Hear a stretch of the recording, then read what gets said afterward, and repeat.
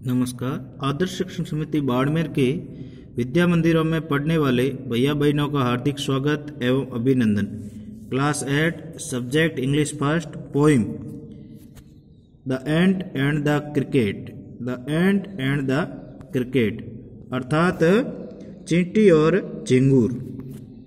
अब इसका मैं पहला स्टेंजा पढ़ रहा हूँ, ध्यानपूर्वक ध्यान रखना। उससे पहले मैं इस पाठ को आपको सारांश के रूप में बताना चाहूंगा। एक बार एक झिंगूर था, वह सारी गर्मी और बसंत ऋतु में दिन रात गाता रहा। वह मूर्ख था, उसने सर्दियों के लिए कुछ भोजन नहीं बचाया। जब सर्दियां आई तो उसने बर्फ से ढकी जमीन पर हर जगह भोजन की तलाश की। पेड़ों पर न तो फूल थे न पत्तियां। वह भोजन मांगने के लिए चींटी के पास गया। उसने झिंगूर को खाना देने से मना कर दिया और सर्दियां भगाने के लिए हमेशा की तरह नाचने और गाने को कहा। झिंगूर समझ गया कि उसने भविष्य के बारे में नहीं सोचा था। संसार में भी ऐसे बहुत से लोग हैं जो झिंगूर के समान ही सोचते व करते हैं। ये अपनी कहानी, इस कविता का सारांश है। A silly young cricket accustomed to sing through the warm sunny months of gay summer and spring, began to complain when he found that at a home his cupboard was empty and winter was come. Not a crumb to be found on the snow-covered ground, not a flower could he see, not a leaf on a tree. Oh, what will become, says the cricket of me. एक मूर्ख युवा झिंगूर था जिसे ग्रीष्म और बसंत के आनंददायी और धूप भरे गर्म महीनों में गाने की आदत थी। उसने शिकायत करना शुरू किया जब उसने देखा कि उसके घर की अलमारी खाली थी और सर्दियां आ गई थी। उस बर्फ से ढकी जमीन पर उसने रोटी का एक टुकड़ा भी मिलने वाला नहीं था। उसे किसी भी पेड़ पर एक भी फूल या एक भी पत्ती दिखाई नहीं दी। झिंगूर कहता है, अरे मेरा क्या हाल होगा। At last, by starvation and famine made bold, all dripping with wet and all trembling with cold, away he set off to a miserly ant to see if to keep him alive he would grant him shelter from rain and a mouthful of grain. He wished only to borrow, he did reply tomorrow. If not, he must die of starvation and sorrow.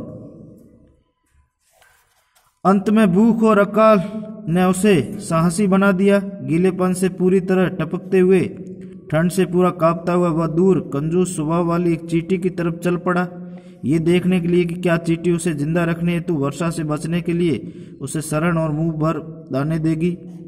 वह झिंगूर केवल उधार लेना चाहता था। वह उससे आने वाले कल में पुनः चुका देगा। यदि ऐसा नहीं हुआ तो वह भूख और दुख से उसका मरना निश्चित था। Says the ant to the cricket, I am your servant and friend, but we ants never borrow, we ants never lend. But tell me, dear cricket, did you lay nothing by when your weather was warm? Quoth the cricket, not. My heart was so light that I sang day and night, for all nature looked gay. You sang, sir, you say, go then, says the ant, and dance the winter away.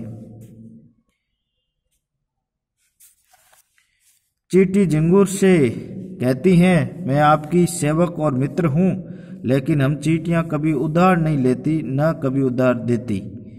किंतु प्रिय झिंगूर, मुझे बताओ, जब मौसम गर्म था तो क्या तुमने कुछ नहीं बचाया? झिंगूर ने कहा, मैंने नहीं बचाया। मेरा मन इतना चंचल था कि मैंने दिन और रात गाना गाया, क्योंकि सारी प्रकृति मुझे आनंदप्रद दिखी।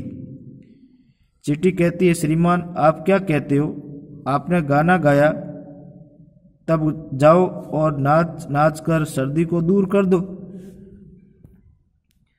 Thus ending, he hastily lift the wicket, and out of the door turned the poor little cricket. Folks call this a fable, I will warrant it true. Some crickets have 4 legs and some have 2. इस प्रकार बात समाप्त करते हुए उसने शीघ्रता से छोटा दरवाजा उठा दिया और बेचारा छोटे झिंगुर को दरवाजे से बाहर निकाल दिया। लोग इसे नीति कथा कहते हैं। मैं इसे सच्ची मानूंगा। कुछ झिंगुर 4 टांगों वाले होते हैं, कुछ 2 टांगों वाले। इस प्रकार ये चींटी और झिंगुर की कविता थी। अब हमारे सामने कुछ डिफिकल्ट वर्ड है, जैसे GAY गे यानी आनंददायक, क्रम CRUMB क्रम यानी रोटी का टुकड़ा, BOLD बोल्ड यानी साहसी, FOLKS फोकस यानी लोग, WARRANT वारंट यानी मानना। अब आपके होमवर्क संबंधी कुछ प्रश्न हैं जिसको मैं पढ़ रहा हूं, उनके उत्तर आप इस कविता में से ढूंढ कर लिखना। पहला प्रश्न है, द क्रिकेट सेज ओहो what will become of me when does he से इट एंड वाई। झिंगुर कहता अरे मेरा क्या हाल होगा, ऐसा वह कब और क्यों कहता है। दूसरा, find in the poem the lines that mean the same as neither a borrower nor a lender be Shakespearean.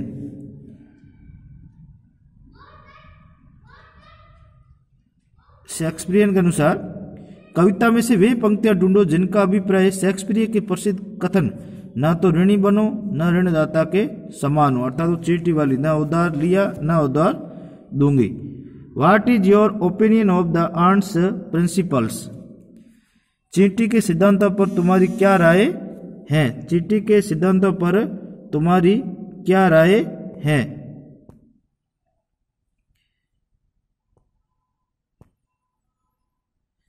चींटी के सिद्धांतों पर तुम्हारी क्या राय है। ये दूसरे का था। तीसरा है, the aunt tells the cricket to dance the winter away. Do you think the word dance is appropriate here? If so, why? चींटी झिंगुर को नाच कर सर्दी दूर करने के लिए कहती है। क्या आप सोचते हैं कि शब्द नाचो यहाँ उचित है? यदि ऐसा है तो क्यों? चौथा है, which lines in the poem explain the poet's comments? Read the aloud. कविता में कौन सी पंक्तियां कवि की टिप्पणी को दर्शाती उसका लिखना। Right the comment in your oven words. अपने शब्दों में टिप्पणी लिखना। ये इस प्रकार के गृह कार्य के अंतर्गत आपके रहेंगे।